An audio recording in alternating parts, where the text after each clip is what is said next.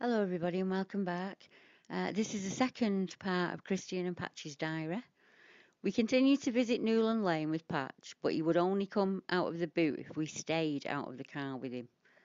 In a way, it was quite comical looking back on it.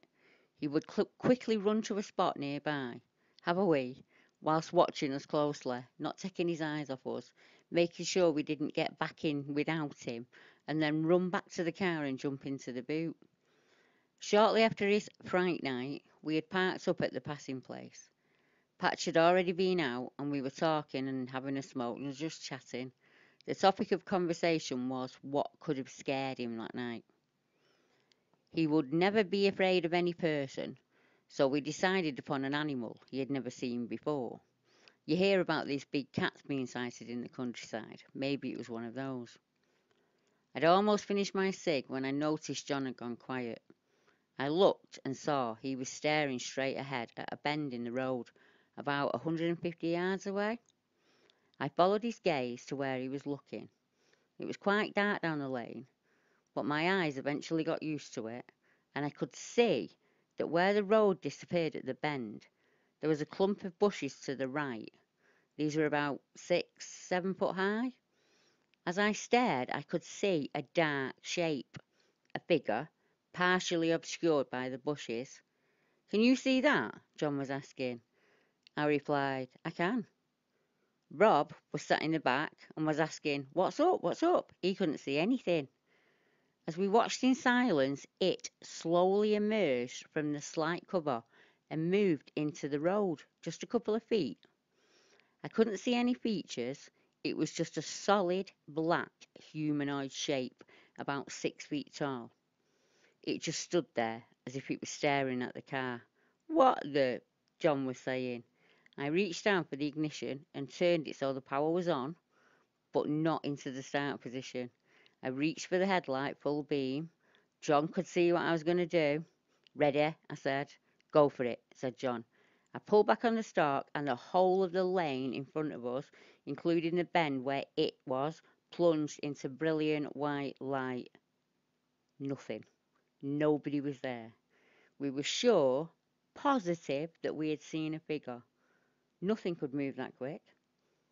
We looked at each other in disbelief. "What the hell was that?" John was saying. We described what we'd seen to Rob, who hadn't seen anything. With the lane now back in darkness, we discussed what it could be. Perhaps our eyes were playing tricks on us. Both of us? Unlikely. As our eyes once again got used to the gloom, John suddenly said, "It's back." Sure enough, the figure could again be seen hiding behind the thin cover. It copied its earlier move, as if taunting us. Again I hit the lights, and again nothing. We decided it was time to go.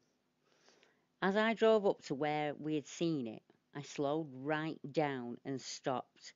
We all had our windows down listening and looking, but nothing could be seen, and the only noise was the engine. We drove off to the pub and talked a great deal about it. Was this the thing that had scared Patch? We were all creeped out. In the coming weeks, our visits to Newlands Lane would be accompanied by sightings of this figure. It became the norm.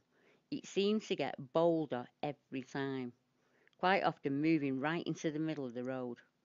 On occasion, you'd see it once and then it would disappear. Then noises could be heard at the other side of the hedge. Movement, footfalls, even the sound of something heavy landing in the field as if thrown. All the time these noises were heard, Patch would be growling in the boot. Sometimes a figure would be seen out of the corner of your eye, darting quickly out of view as you tried to get a proper look. There were lots of strange things that happened, some of which I've forgotten over the years.